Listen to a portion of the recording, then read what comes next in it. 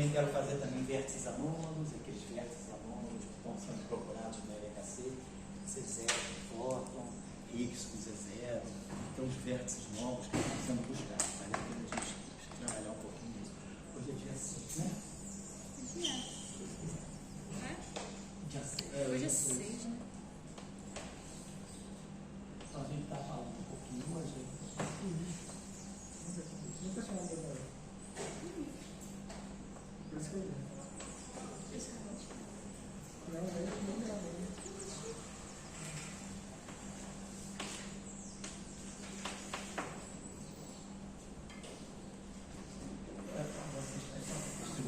eu não, eu mandei para vocês, mas pode ser que vocês não tenham aqui, se quiser só aqui melhor. O roteirinho das questões lá de campo aqui. Seu Guilherme, né?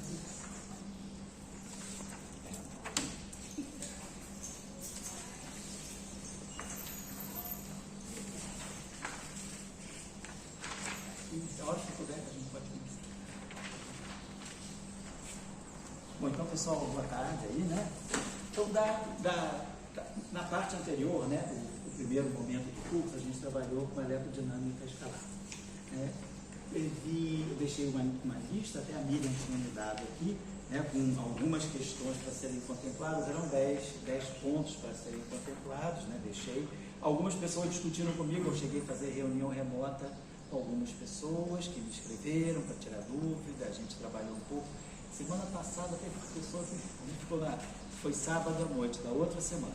Ele estava até preparando para uma prova, eu acho que o Felipe deu uma prova de cosmologia, ele estava estudando para a prova de cosmologia, mas aí falou, professor, não vai ser muito longa a reunião por causa da prova. A gente trabalhou um pouco, tiramos algumas dúvidas, então estou sempre à disposição. Se alguém quiser voltar isso, só me escrever, vamos falar com o João Paulo aqui, que é o monitor.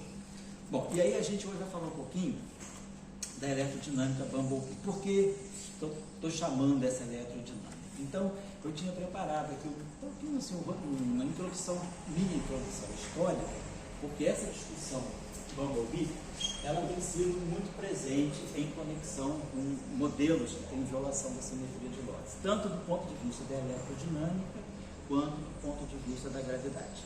Então, até agora saiu, eu recebi, até hoje chegou para mim, o proceedings lá do encontro do grupo de Kosteletsky do ano passado, lá de Indiana, sobre uma atualização, né, o ano passado ele fez um evento, a gente participou aqui, foi junho do ano passado, sobre assim, todo o status atual dessas teorias com violação da simetria de Lorentz. E tem bastante coisa sobre Bumblebee.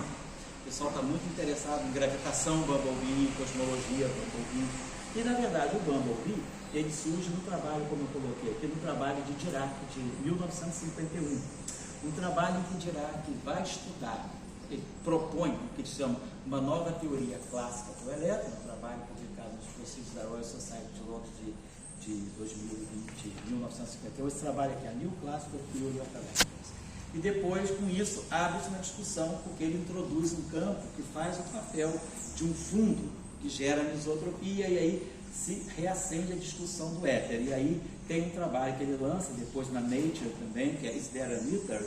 Né? Então, e aí esse trabalho gera um certo debate com os cosmólogos da época, Bond, que era um cosmólogo famoso da Inglaterra, Chama, né, que foi o orientador até do Hawking. Estava esse pessoal discutindo, então, essa, na verdade, era uma eletrodinâmica Bumblebee. Só que isso morreu na década de 50, ficou silencioso, e aí retorna com as teorias de cordas em 1989, nesse trabalho que eu cito aqui, do Alan Kosteletsky e do Stuart Samuel, que é Spontaneous Breaking of Lorentz Symmetry in String Theory. Então aí reaparece o modelo Bumblebee. O que é o modelo Bumblebee? O modelo Bumblebee é um modelo em que quebra espontânea de simetria é realizada não por um campo escalar. E, em geral, quando a gente fala de quebra espontânea de simetria, a gente pensa no campo escalar, tipo campo de Higgs. Por quê? Porque o campo vai ter que tomar um valor esperado no vácuo não trivial. Então, isso aqui vai ser um valor de vácuo não trivial do campo. Vamos pensar assim. Se nós temos simetria de Lorentz, o campo escalar tem spin zero. O vácuo tem spin zero.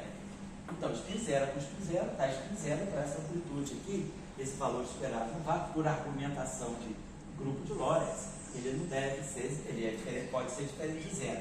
Mas, por exemplo, se eu tiver aqui um campo espinorial, imagina você pensar, opa, boa tarde, vamos fazer. Qual é seu nome mesmo? Matheus. Foi com o Matheus que eu discuti no sábado à noite. Foi boa prova de cosmologia? Foi, cara, eu até tenho que falar com você. Eu não fiz, estava no Espírito Santo. Ah, pois é. Ah, você estava no Espírito Santo, né? Tô, porque papai tá terminal. Poxa, cara, é mesmo? Sinto muito, cara, é mesmo, né? E piorou muito agora. Eu tô Entendi. perdendo várias coisas, tô tendo que ficar em Não, cara, essa hora aproveita que aqui tudo conosco aqui não tem problema de presença, não, cara. Eu ia até comentar isso com você. Fica tranquilo, não, para nossa curso aqui é tudo virtual. Qualquer coisa você faz o que você esquece, para mim a gente reúne de noite, não tem problema não. Pelo amor de Deus. Se um campo espinorial toma valor esperado no vácuo diferente de zero, olha o que está acontecendo. Campo espinorial, é spin meio. Então, o spin meio, o vácuo, né, pela definição do vácuo trivial da teoria quântica de campo, o vácuo é um estado homogêneo e isotrópico. Né? Então, se ele é isotrópico, ele não tem direção privilegiada, a gente espera que o vácuo então seja um estado de spin zero. Então, spin meio com spin zero, né, dá spin meio. E aí, spin meio deve ser ortogonal a spin zero. Então, essa amplitude que faz a transição do spin meio para o spin zero tem que ser zero, pelo grupo de Lorentz. Né? A amplitude, quer dizer, o estado de spin meio, né, não tem superposição com o estado de spin zero. As polarizações do spin meio são mais meio e menos meio. Então, se um campo fermiônico toma valor esperado no vácuo diferente de zero, a gente está quebrando a simetria de Lorentz. Se a gente tem um campo vetorial, aí um campo vetorial. Imaginar que a gente tem aqui um campo vetorial, WI. Aí o campo vetorial, ele tem, né, no espaço de Minkowski, né, o campo vetorial é representação meio-meio do grupo de Lorentz. Então, meio-meio contém spin 0 e spin 1.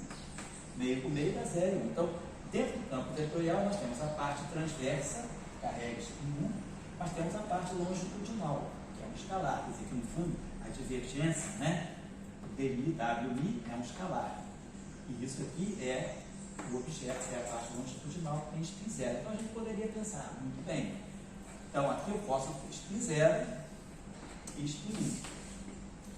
Então, 1 com 0 dá 1, que é ortogonal a 0. Então esse aqui, se a componente transversa do campo vetorial adquirir valor esperado no vácuo diferente de 0, é porque eu estou quebrando a simetria de lógica. Dá 1 com 0 dá 1 e 1 é ortogonal a 0.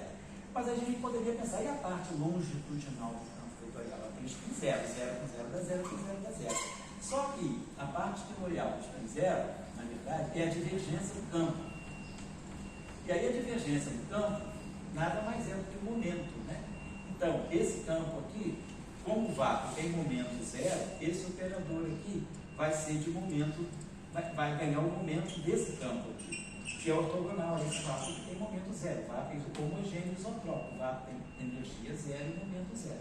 O vácuo trivial, não estou falando de vácuo não perturbativo. Então, campo vetorial também adquirindo valor esperado no vácuo diferente de 0, né? Se isso aqui é diferente de 0, eu estou quebrando o Lorentz também. Então, os modelos Bumblebee, eles têm essa característica. Eles são modelos em que a quebra espontânea de simetria não é mais feita por um campo tipo Higgs, que é um campo escalar, mas sim por um campo de natureza vetorial.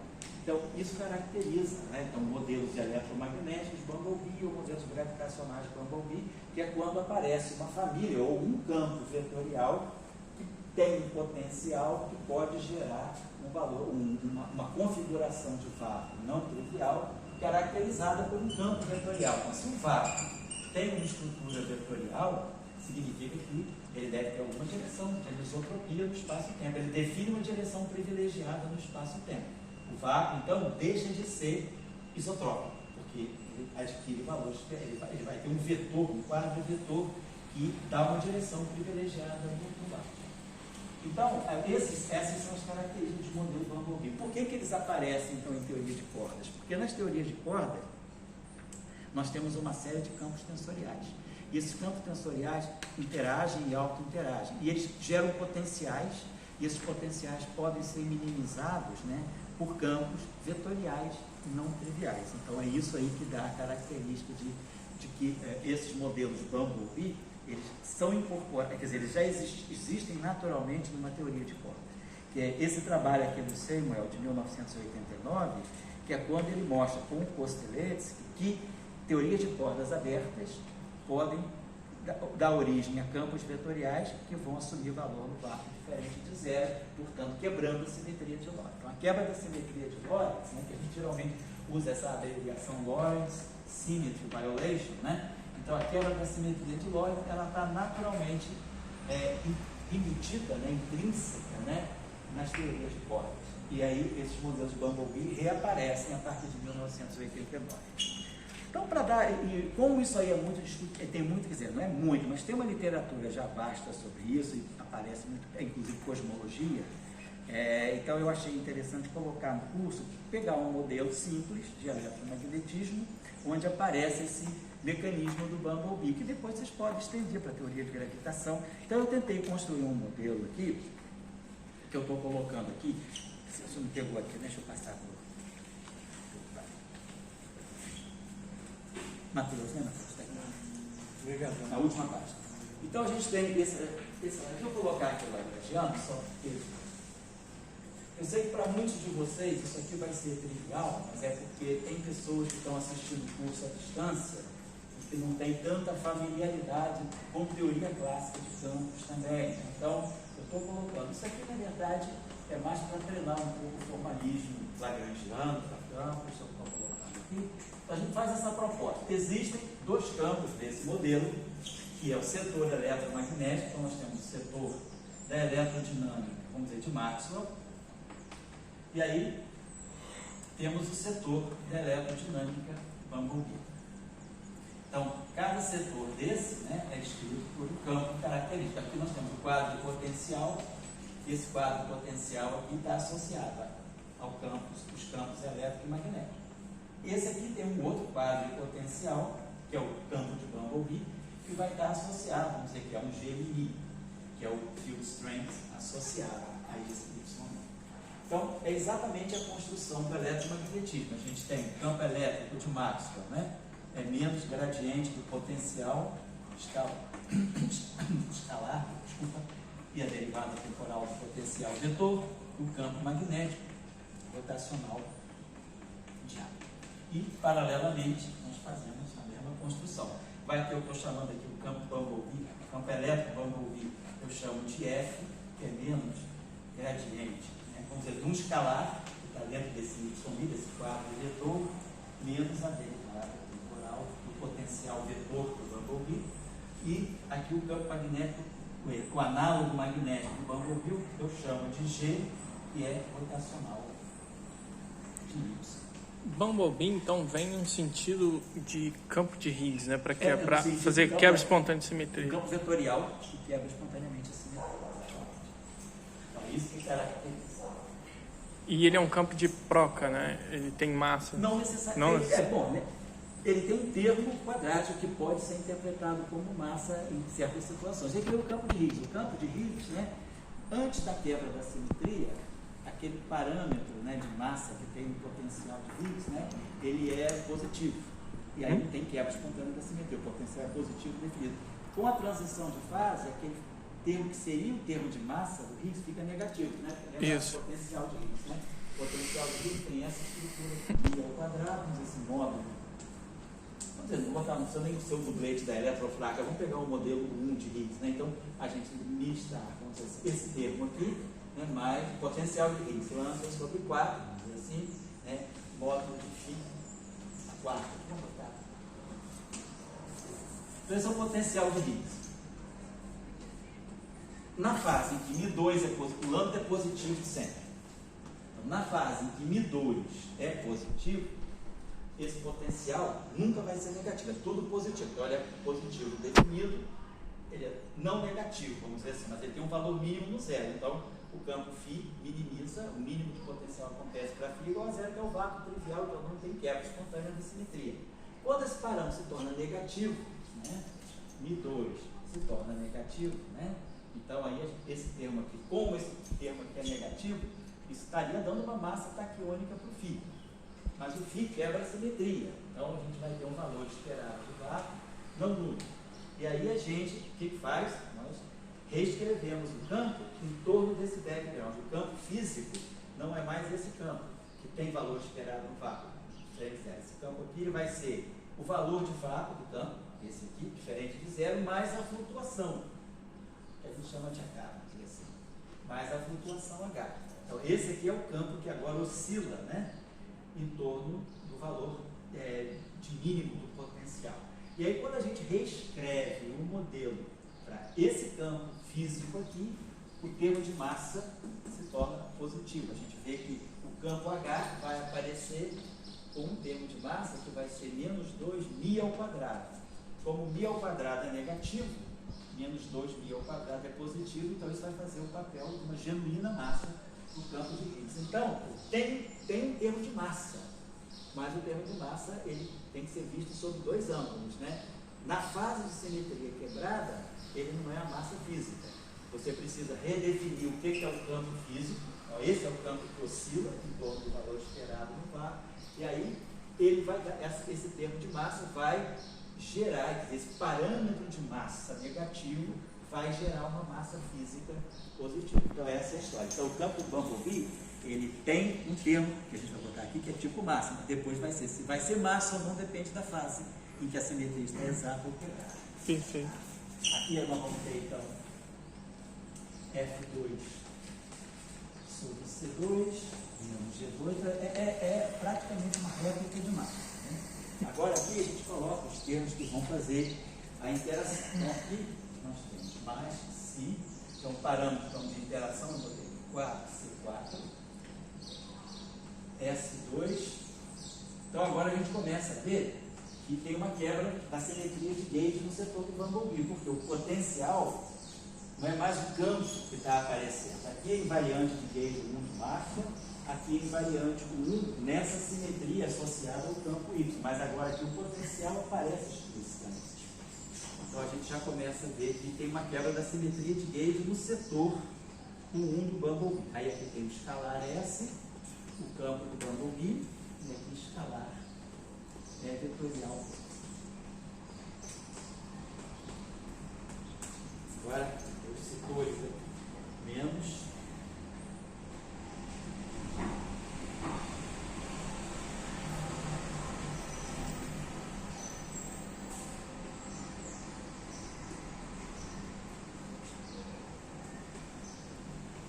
vou explicar de onde está saindo tudo isso, né?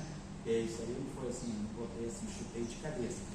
Eu cheguei a isso, vou explicar como. É para vocês saberem o bastidor do problema. E aqui o potencial. Tipo Higgs mesmo, né? O potencial do Bumblebee, que é o que vai fazer a quebra da simetria. E esse potencial aqui, vou colocar aqui.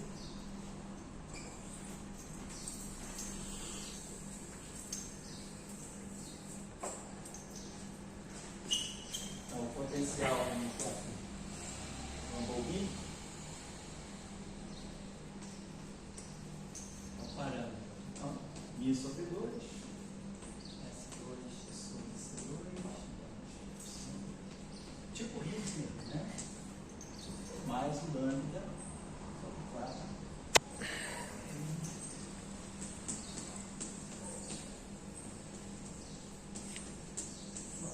Então, é o potencial quadrático e o potencial quântico. Né? Só para... Eu coloquei o problema assim, de forma não covariante, para poder contemplar, sobretudo o pessoal que às vezes não tem muita prática ainda com o formalismo covariante. Mas, na verdade, isso aqui a gente está vendo bem, ó. Isso aqui é o F mini e F mini. Então, está aparecendo lá, o primeiro termo é o F mini e F mini. O segundo termo seria o Y mini e Y mini. Depois, esses termos aqui são os termos dos potenciais. Então, o que eu fiz aqui nesses termos foi o seguinte: eu imaginei que a gente pudesse criar um potencial que tivesse essa estrutura. Y, aí aqui um F mi alfa, e aqui um F alfa. Então, a gente tem esse tensor aqui, isso aqui é simétrico e mini. Então, essa combinação é simétrica e mini. Então, eu tentei colocar, tentei colocar esse dizer, a partir disso aqui, eu propus esse potencial, né, quadrático aqui. Por que eu também coloquei quadrático? Porque depois nós vamos ver que, com a quebra realizada pelo Bumblebee, a gente vai poder criar um termo novo que vai se juntar ao termo de Maxwell depois da expansão em torno do fundo, como nós vamos ver. Então a ideia aqui foi, desenvolvendo essa expressão aqui, a gente chega nesses potenciais aqui. É só fazer 0, 0, 0, 0, I. Então vai ficar o S acoplado com o campo elétrico, está aqui, né? Depois, se eu pegar, por exemplo, esse índice temporal e esse índice espacial, vai aparecer o S e o vetor Y. Aí vai aparecer aqui um produto vetorial de E com B. Lembrando sempre disso, né? Lembrando que F, 0, I é o campo elétrico de Maxwell, F e J é menos F e JK, o campo magnético de Maxwell, e a mesma coisa com o setor do Bumblebee, G é G0I, aqui é sobre C, né? E aqui então é o campo elétrico do Bumblebee sobre C, e aqui o G e J vai ser também o campo magnético do Bumblebee, o campo magnético de GK. Então, campo elétrico, campo magnético do setor de Maxwell, campo elétrico, análogo do campo elétrico, análogo do campo magnético do setor de Bumblebee. Então, com esse potencial aqui, né, em forma covariante, a gente gera esses termos aqui. É só abrir, colocar 0 aqui, tempo, espaço. Claro, se colocar espaço e tempo é a mesma coisa porque é simétrico. Depois espaço. Então, quando I e I, isso aqui é J, vai poder ser temporal ou vai poder ser espacial. Quando for temporal, vai dar o campo elétrico. Né? E quando for espacial, vai dar o campo magnético. Então, essa estrutura aqui, ela não veio assim do nada. Ela veio, primeiro eu pensei, né? Formulei o modelo de forma covariante, e aí fiz a transcrição do espaço euclidiano, do espaço tridimensional. E o potencial, como vocês estão vendo, ó, isso aqui é exatamente YI, que é o quadrado, né, y zero, então vai ficar S2 menos Y2, e isso aqui é YI ao quadrado. Então é como se fosse um potencial, é como se isso aqui fizesse o papel de um Higgs, é um escalar de Lorentz, né? Então fica o escalar de Lorentz na primeira potência, e aqui o escalar de Lorentz isso aqui é como se fosse um φ ao quadrado, né? φ2 e aqui o φ4, certo? Só para dizer qual é a justificativa que está por trás desse Lagrangiano.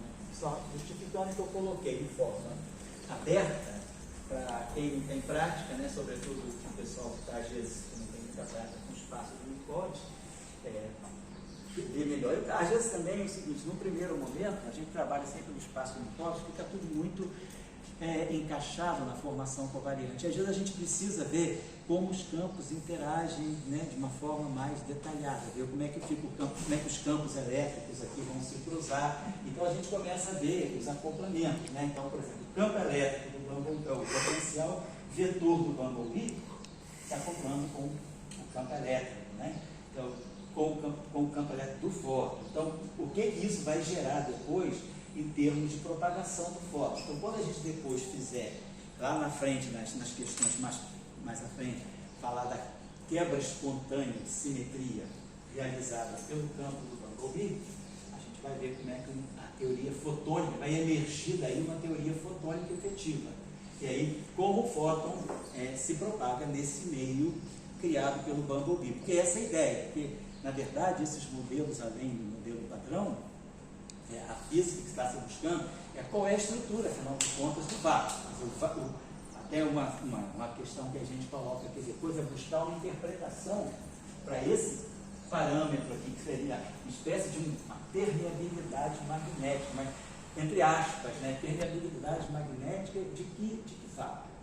Qual vácuo eu estou falando? Então a gente tem uma física mais fundamental por trás de Maxwell. E o Maxwell está agora, vamos dizer assim, se acoplando a um cenário que vem de uma física que não está na teoria eletrofrágica, nem está na QCD.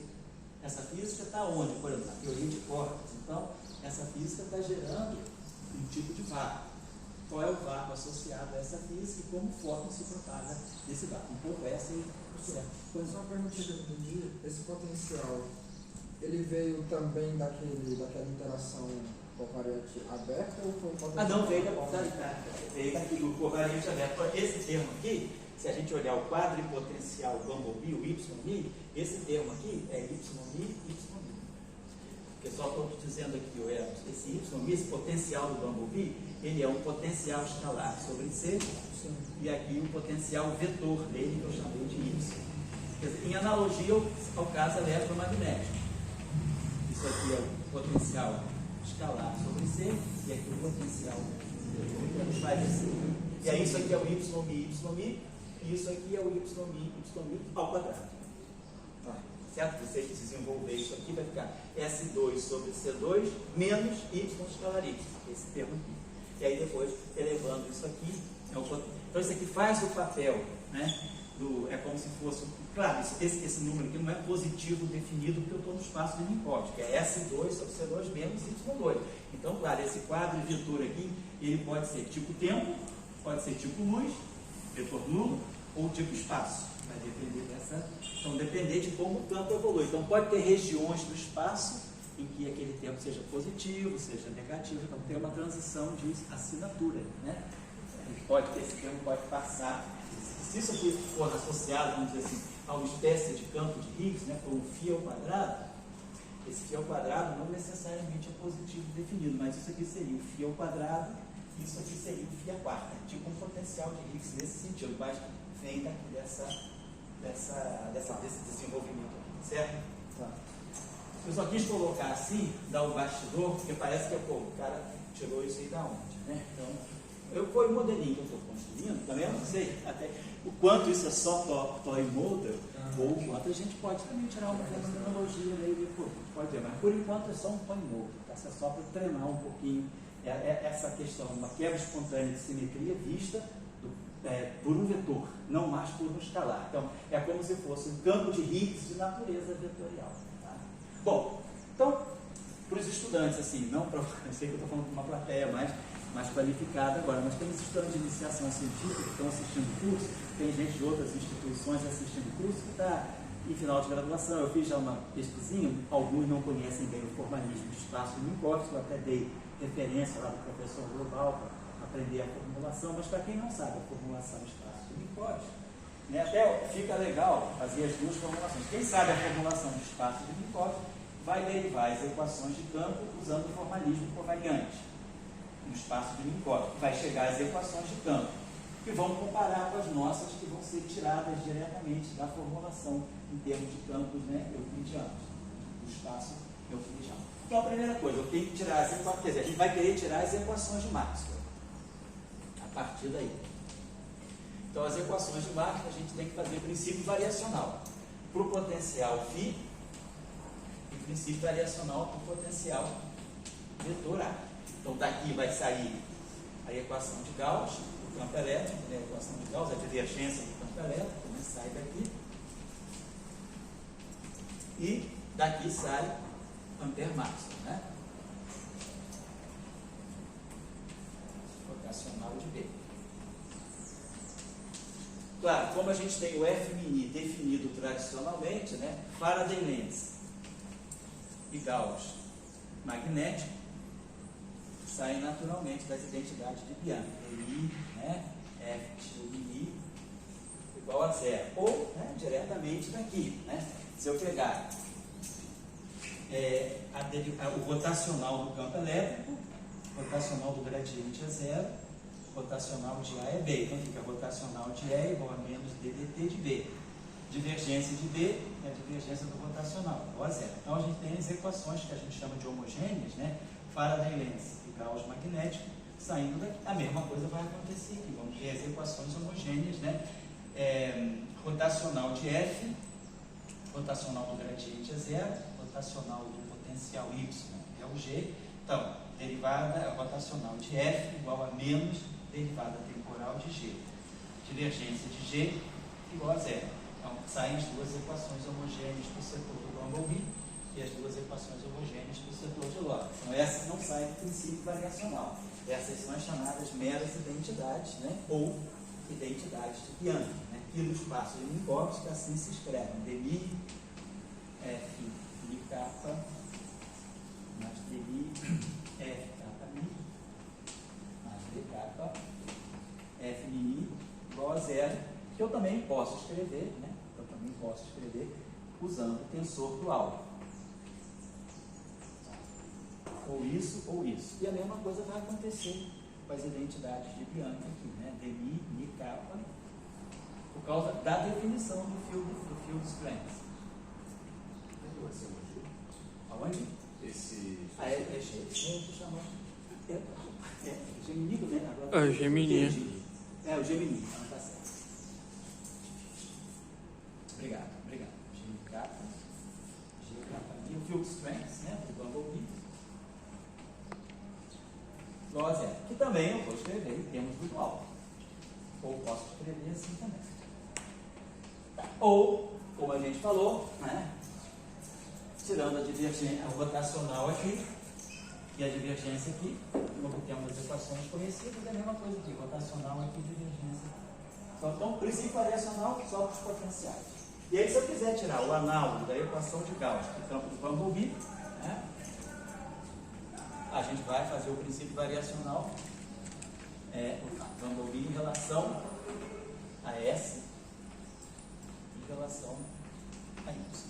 Então, fazendo os potenciais, a gente vai ganhar as correspondentes equações de campo. Tá vendo, Constantino? Professor, Deixa o camarão camarão de cabo frio, alemão, deve ser bom. deixa eu ver. A proposta é eu inventar um campo, que é esse campo de Bumblebee, para ele não corrigir, mas induzir a quebra de simetria. Isso, ele que vai fazer a transição de fase com a quebra da simetria. Isso mesmo. Tá. Certo? Como você introduz, às vezes, um campo escalar, já vou lá. No caso, por exemplo, do modelo de Ginzburg-Landau, ou no caso do modelo padrão, na teoria eletrofrágica, você introduz o dublete de Higgs, o dublete de Higgs quebra a simetria, e aí gera as massas, gera os acoplamentos, né? Então, quer dizer, um campo, por que a gente quer isso também, né? Você tá, né? Para que tudo isso? Porque a gente quer imaginar, né, um pouco uma questão assim, epistemológica. Você quer uma teoria, você não quer um modelo, você quer uma teoria que tem um mínimo de parâmetros. Então, se você coloca os quarks com as suas massas, os leptons com as suas massas, você está enchendo de parâmetros de massa. Qual é a origem da massa? Então você tem todo mundo massa zero. A ideia da teoria unificada, tanto eletrofrágica quanto a grande unificação, é no início não havia massa. Ninguém tinha massa. Campo de Higgs, mas tem acoplamento, né, que é mais fundamental. Aí o campo de Higgs se acopla com a quebra da simetria, ele gera as massas. Então essa é um pouco a ideia. Você coloca o campo de Bumblebee para ele gerar alguma física. Por exemplo, se você... Não é com um bolsista do CNPq que a gente vai comprar camarão a R$30 o quilo, né? Nem com o professor do CBPR. Isso aí é para os milicos lá no INE. Forças Armadas que tem aumentos todo ano, né? Comprar camarão desse tamanho. Isso vai pro YouTube. Isso vai pro YouTube. Deixa. Vamos aproveitar aí. Assumo o que eu estou falando. Hein? Não somos golpistas, isso aí. Não somos golpistas. Então, vamos dizer assim, a ideia, né, é sempre você buscar. Imagina que você tenha algumas anomalias na propagação da luz. Birrefringência do vácuo. Da onde pode estar vindo a birrefringência do vácuo, né? Da onde podem estar vindo propriedades eletromagnéticas do vácuo, né? Tipo espalhamento fóton-fóton, quebra do fóton, splitting do fóton. Então você deve ter uma física mais fundamental. Então o campo do Bumblebee, ele pode não estar sendo tanto usado para gerar massa, mas ele pode estar sendo usado para gerar um meio no qual o fóton se propaga e a gente vai ter algumas propriedades, né, que a gente vem estudando, como esses super lasers, ou então na astrofísica também, anomalias na propagação da luz, e você está buscando alguma forma de descrever alguma física mais fundamental que está se comunicando, por exemplo, com o modelo eletrofrágico, uma teoria com o modelo padrão ou com a física de Maxwell, né? Então é um pouco isso, você está em busca de alguma coisa, tá? a gente aqui não pode ser agnóstico, no sentido de que vale buscar, né, vamos dizer, vale discutir coisas que nós não percebemos, né?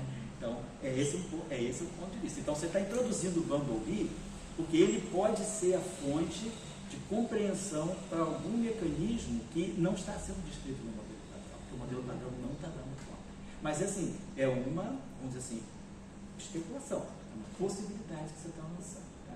Na teoria, aí a gente chega com um pouquinho mais de confiança, porque na teoria de cordas, isso aparece como um bônus, isso é uma consequência da teoria de cordas. Então, você fala, bom, se a teoria de cordas é uma física mais fundamental, os modelos Bumblebee encontram um certo suporte. Tá certo? Mas é criticável, né? Tem gente que vai dizer, isso aí não serve para nada. É a história dos conflitos que a gente tem em física. Mas, assim, a ideia é essa, a proposta é tentar buscar algo mais fundamental, que é o modelo padrão. O modelo padrão, por exemplo, ele precisa da simetria de Lorentz.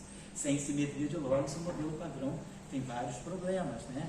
Toda a questão da renormalizabilidade está ligada à simetria de Lorentz. Então, a simetria de Lorentz toda a dinâmica do modelo padrão comporta a simetria de Lorentz. Mas aí você fala, mas o modelo padrão tem vários problemas, né? Não tem neutrino com massa, não tem matéria escura. Será que o campo de Bumblebee não poderia ser um candidato à matéria escura que não está contemplada no modelo padrão? Então você busca, vamos dizer assim, os pontos fracos, né, em aberto do modelo padrão e tenta ver se o Bumblebee consegue suprir alguma explicação para algum desses fenômenos.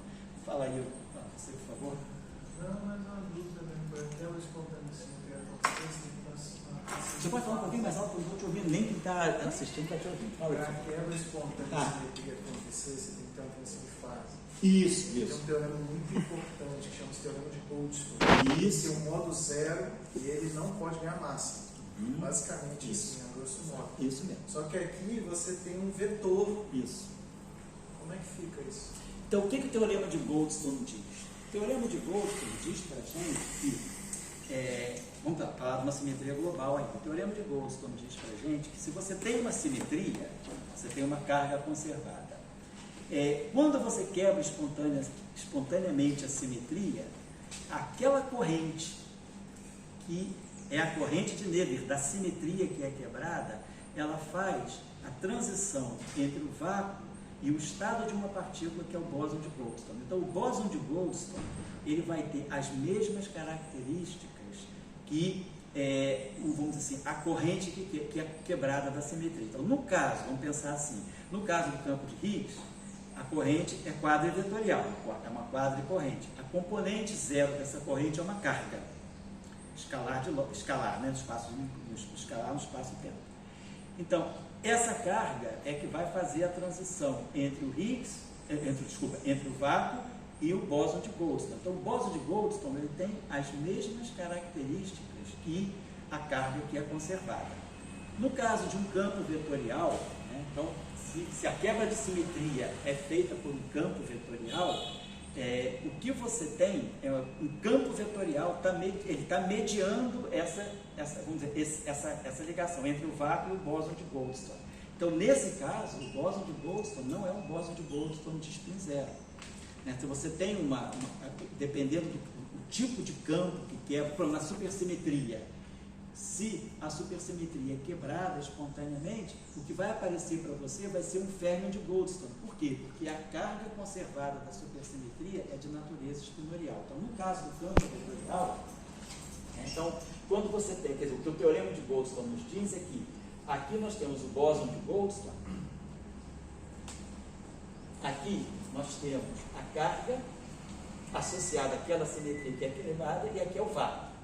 Então, esse bóson de Goldstone, para poder esse elemento de matriz ser diferente de zero, como o vácuo é completamente privado de qualquer número quântico, esse bóson de Goldstone tem que ter as mesmas características, os mesmos números quânticos da carga que é quebrada.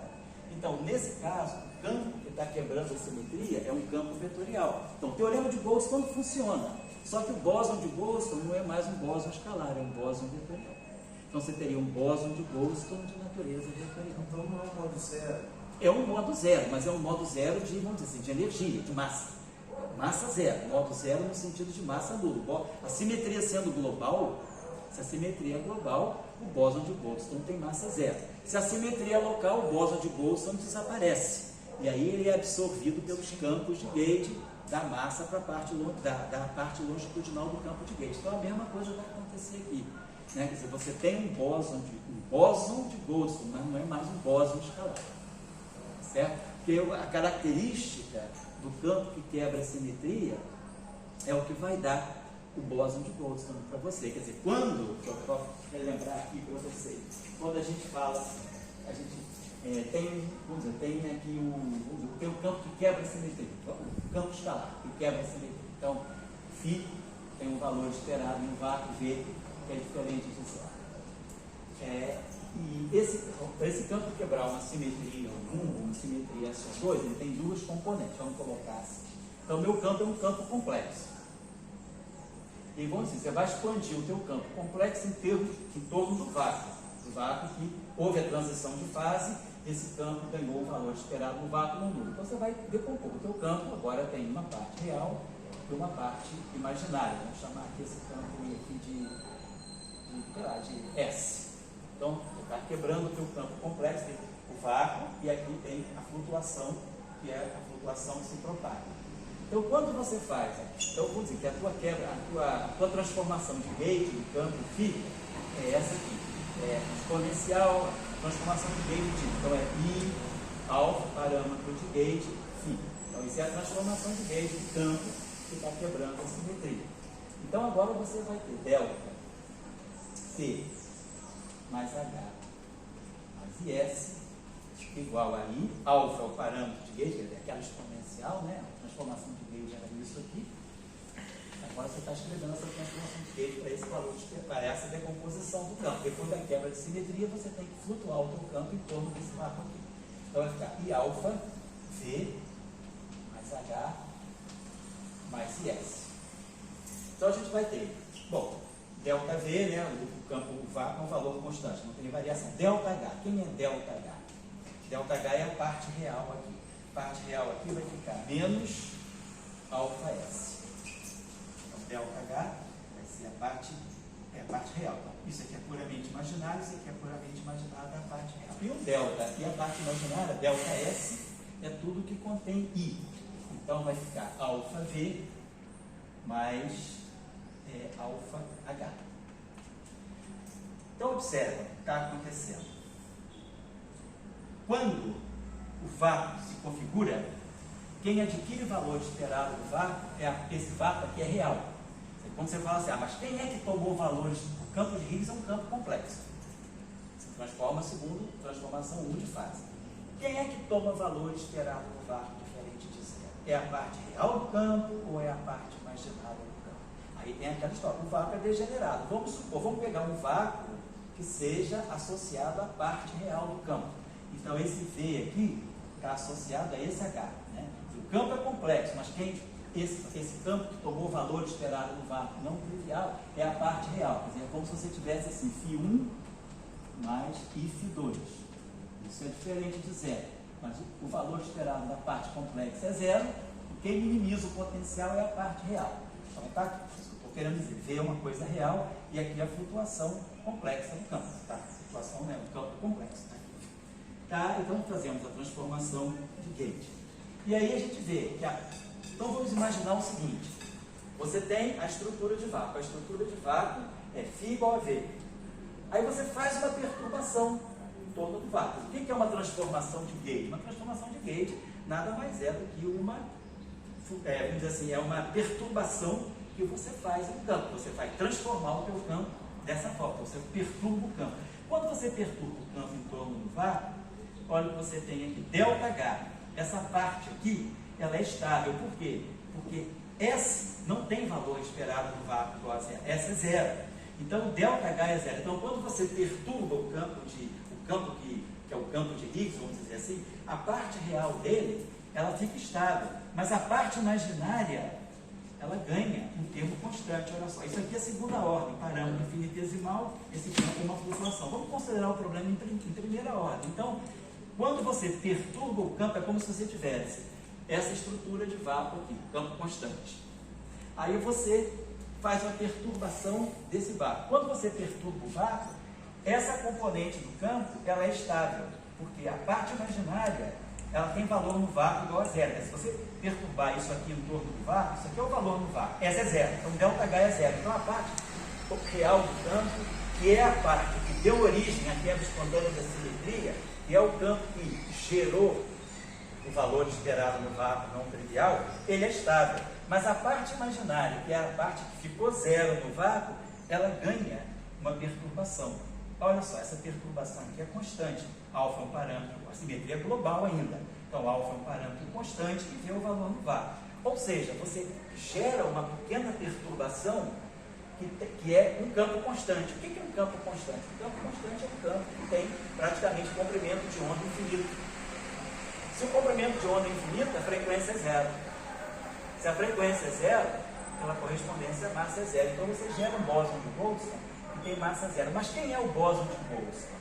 O bóson de Goldstone é a parte do campo que não gerou o valor esperado no vácuo, que é um escalar. Se você fizer a mesma análise para o campo vetorial, aqui vai aparecer um vetor, aqui um vetor e aqui um vetor. Então, esse cara aqui vai ser um vetor. Então, o bóson de Goldstone, ele carrega o índice do campo. Então, você tem o teorema de Goldstone sendo válido. Só que o bóson de Goldstone não é mais um bóson escalar, mas é um bóson vetorial. Certo? E aí, se a simetria for local, esse bóson de Goldstone vai ser absorvido por um campo. Mas um vetor só pode ser absorvido por um tensor. É ele que vai dar massa para o gráviton. Então você teria um mecanismo de Higgs local agora para a gravitação. Tá certo? Essa é a questão que está por trás. Então por isso que o Bumblebee também pode ser interessante para gerar a discussão de gravitons passivos. Tá certo? Tá, Guilherme, né? Não, Guilherme Mateus. Então, Mateus, só para isso é importante, porque às vezes a gente vê o teorema de Goldstone de uma forma muito formal, muito fechada, e não percebe. Mas a situação é sempre você pensar o seguinte: o campo que quebra a simetria, ele fica inerte sobre aquela simetria. Mas o parceiro dele, que fica de voyeur na quebra da simetria, fica só de espectador, ele não quebra a simetria, ele vê a simetria ser quebrada. Mas quando você perturba o sistema, é ele que emerge, sai do armário. Então ele sai do armário e gera aquela propagação de comprimento de onda infinito se a simetria for global. Agora, se a simetria for local, esse campo aqui depende da posição. Mas se a simetria é local, você introduz campo de gauge. Vai depender do campo de calibre. Exato, mas o campo de calibre, qual é a variação de calibre do campo de calibre? É dele alfa. Mas quem é alfa? Alfa é ΔS sobre V. V é constante. Então, olha só, é o gradiente do campo do bóson de Goldstone que dá uma parte longitudinal para o campo de gauge. Então, é isso que acontece no mecanismo. O mecanismo de Higgs é só isso. É só você fazer a simetria ficar local. E aí, tem um campo de gauge. Se a simetria for local, você introduz o campo de gauge. Mas o campo de gauge, a variação, quando você perturba o sistema e faz o campo que era espectador virar o bóson de Goldstone, o campo de gauge também varia com esse parâmetro alfa, que agora depende de x. Mas esse parâmetro aqui nada mais é do que o ΔS sobre V. V é constante. Então aparece o gradiente do bóson de Goldstone como sendo uma perturbação vetorial que vai se propagar, que é justamente a parte longitudinal do campo de gauge, e aí ele ganha massa, porque ele ganhou parte longitudinal, então ele tem o terceiro grau de liberdade, que é a massa. É isso que é o mecanismo de Higgs, por trás dos bastidores, certo? Sem falar de potencial, não precisa mostrar nada disso. Independentemente de Lagrangiano, isso é por primeiros princípios, tá certo? Então, o campo de Bumblebee, ele vai fazer o mesmo papel, só que aonde tem escalar, entra vetor. Então vai aparecer aqui Vmi mais um Hmi mais I, Smi. Tudo igual. E aí vai aparecer aqui um bóson de Goldstone com índice Mi, alfa Vmi. E aí, esse cara aqui vai te dar um bóson de Goldstone vetorial. Se houver campo de gauge associado a essa simetria, Se você tem o quê? Você tem se você tem uma parte longitudinal sendo absorvida por um campo, esse campo precisa ter outro índice. Você vai jogar um campo de rank 2 que vai absorver na sua parte longitudinal o gradiente desse. É como se você tivesse dmi de um certo delta S mi. Então você vai precisar, isso aqui tem que entrar num campo que tem rank 2, que é justamente o campo da gravitação. Então o mecanismo, o campo de Bumblebee, se a simetria for local, ele pode ajudar a gerar massa para um gráfico, através do mecanismo de Higgs de natureza vetorial agora, tá certo?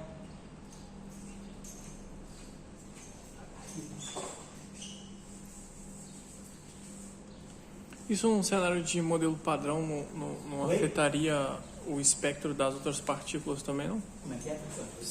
Num cenário de modelo padrão, esse mecanismo de Higgs vetorial, Bumblebee, não afetaria o espectro de números quânticos das outras partículas, não? Sim, acho que se você tiver um Bumblebee no modelo padrão, você primeiro já está modificando o modelo padrão por introduzir esse Bumblebee, com uma certa simetria.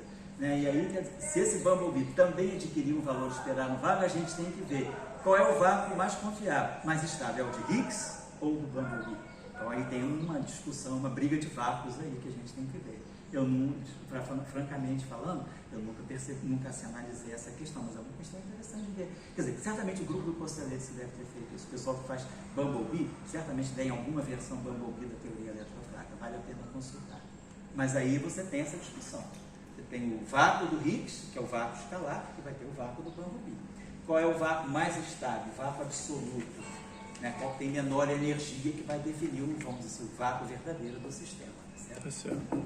Boa pergunta. Então vamos lá. Só para assim, aquecer um pouquinho a meninada que não está muito acostumada a mexer, né, no princípio variacional, né? Então vamos pensar, vamos querer fazer variação em relação primeiro ao campo φ, ao potencial φ associado ao campo elétrico de Maxwell. Então eu vou procurar todos os lugares onde φ está escondido. Φ está aqui, gradiente de φ, aqui não tem φ, aqui não tem φ, eu estou procurando só o campo elétrico. Então o φ está sempre dentro do campo elétrico. Né? Por quê? Porque o campo elétrico, né, o setor de massa, o campo elétrico é menos gradiente de φ. Depois, quando eu for fazer a equação de Ampère-Maxwell para o campo magnético, eu vou ter que variar em relação a A. Então eu vou ter que procurar E e D. Mas para o φ eu só procuro E, porque o campo D ele não tem nenhuma dependência do potencial escalar. Então a gente vai variar. Esse termo aqui não entra, então vai variar. Qual é a variação de E2? Né? Então vai ficar duas vezes. Então esse aqui é o delta, quer dizer, quando eu assim, esse aqui é o delta.